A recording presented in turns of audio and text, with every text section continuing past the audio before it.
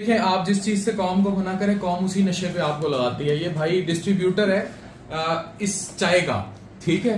और इसके मसले क्या हैं? मैदे में जलन, तेजाबियत, फैटी लिवर और ये सब। और डिस्ट्रीब्यूट क्या कर रहा है? चाय।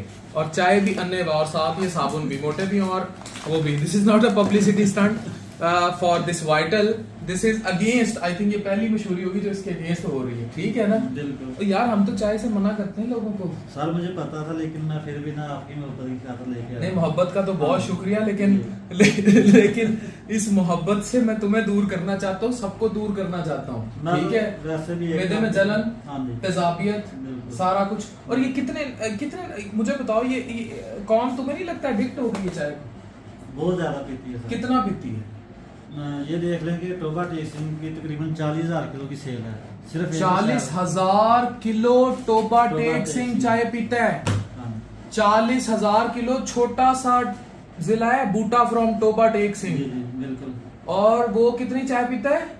40,000 kilo per month. Per month. एक माह में 40,000 किलो चाय टोबा टेक सिंह पी जाता है। छोटा सा जिला है। तो मुझे अब इधर बताएं, फिर कैसे मैदा ना जले, कैसे तेजाबियत ना हो, कैसे फैटी लिवर ना हो। और इसमें दूध भी डलता है, क्रीम भी डलती है, चीनी भी डलती है जी। ये सिर्फ वाइटल की है।